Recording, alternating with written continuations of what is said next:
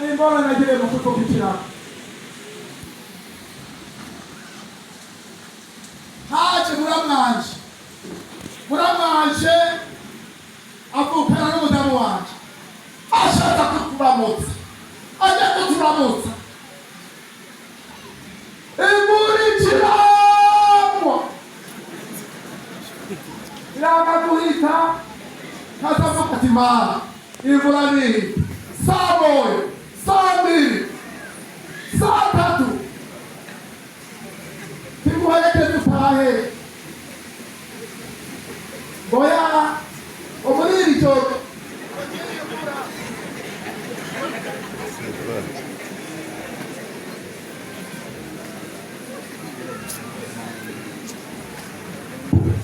ondara timbeka mana yanje ndamujabika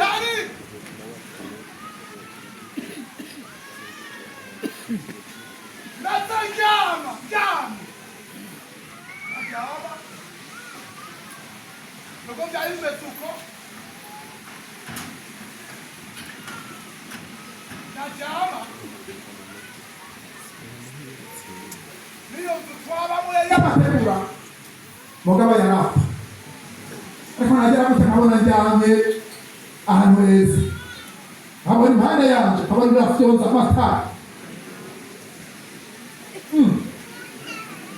Ibi bintu ni biki? Byarageze aho n'ikindi gihe ndagura akabetiri ndadambikanye twa tuntu tw'udutara mu nzu, harabona ati bya bindi nabona ni ariko bakomeza nerekwa, bakomeza mbona vyona amatara aye originali ni mu gisagara kahari. Ibi ni ndakomeza nubaha Imana, ndakora ibikorwa by'Imana, ndihana neza n'umudamu wanje n'abana banjye turihana neza.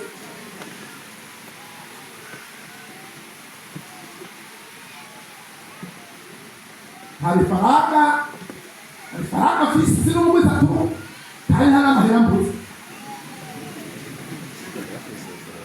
Yaninye ayibona ntashobora mugabo unusi ry'amahera.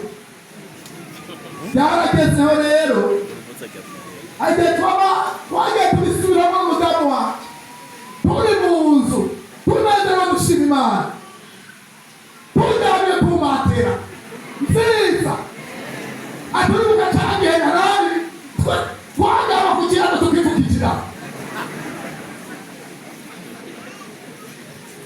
ati turabyibuka tukabisubiramo, tuhaguruke tugende kuvuga ubutumwa, tuhaguruke tugende gukora ibikorwa by'Imana.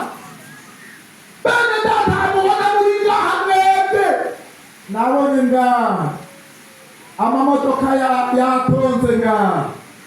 Aha novuga ati mbo mwebwe n'abagabo mwe turi abantu bafise imodoka shino hejuru, abantu bafise imodoka shino hejuru, abantu muri ngaha mane hejeje mufise imodoka shino hejuru.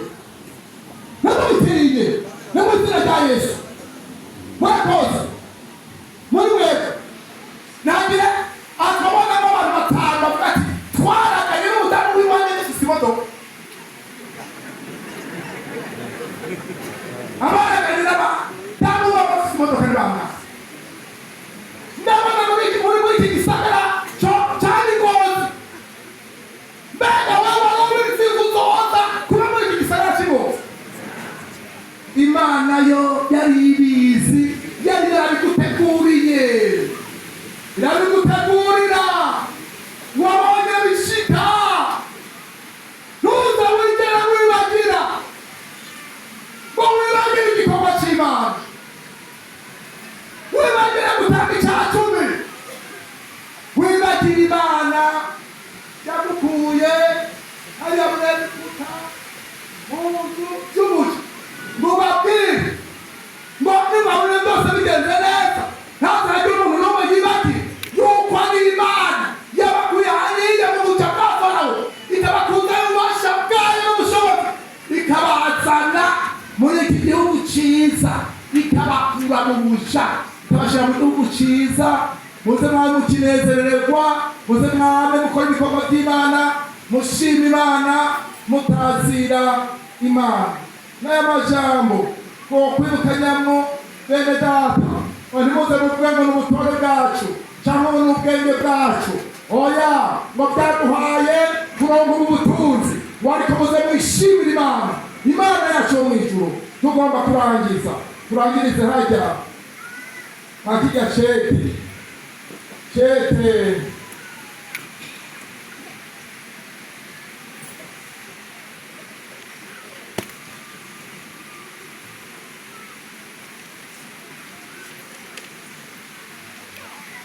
turangirize muri iki cete.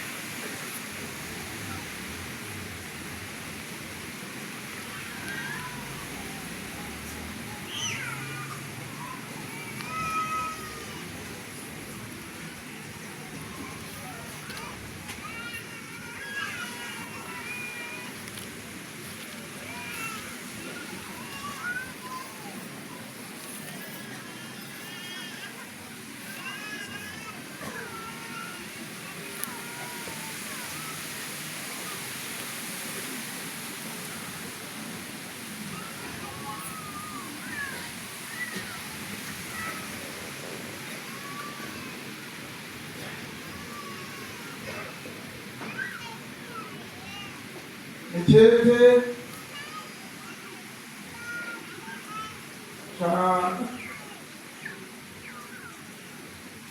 cya mbere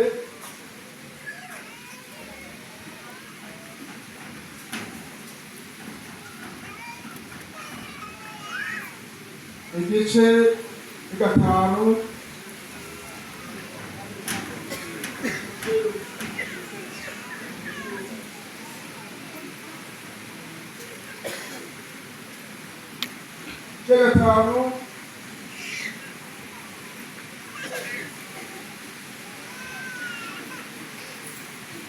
umurongo wa 20.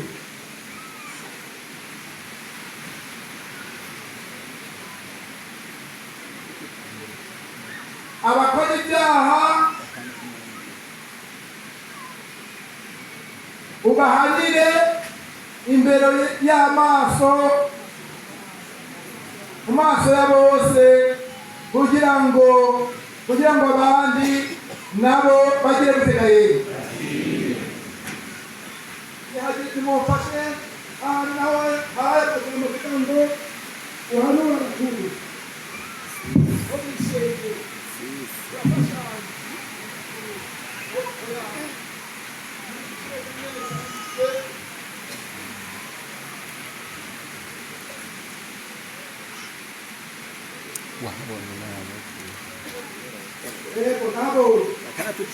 ni igice cya gatandatu ku murongo wa 10. Igice cya gatandatu ku murongo wa 10. Mwahabonye? Wihanitse abatunzi bo muri iki gihe bone kugira gute cyane kwishimira ubutunzi butari ubwo kugira gute ariko bishimire Imana ikuha ibintu bingana gute byose bisesekaye ngo tubinezerererwe kandi bakore igikorwa cyiza babe abatunzi mu bikorwa byiza babe abanyabuntu bakunda gutanga bacakire bibikire ubutunzi buzoba itangiro ry'ibyiza mu gihe kizoza kugira ngo bacakire ubugingo bumeze tuhereze n'ayo majambo y'Imana ntuze wigere wibaye mwebwe rero ngaha nk'abantu b'Imana bafite imigambi myiza, Imana yarabateguriye ibyiza, Imana yarabagize neza n'ubu ikomeza ibagira neza, Imana yarabateguriye ibyiza byose byo mu gihugu kandi niko Yesu yavugije kandi muri mwumvira muzoga ibyiza byawe yarabateguriye ibyiza birahari imbere yanyu ni heza, imigisha ni myinshi, amazu mugire ku rugero rw'amayetaje, amamodoka meza ariko ntabwo mukorera niba wabona ibyo bintu biriko biraza urapfa kamusera turi kumwe na Yesu.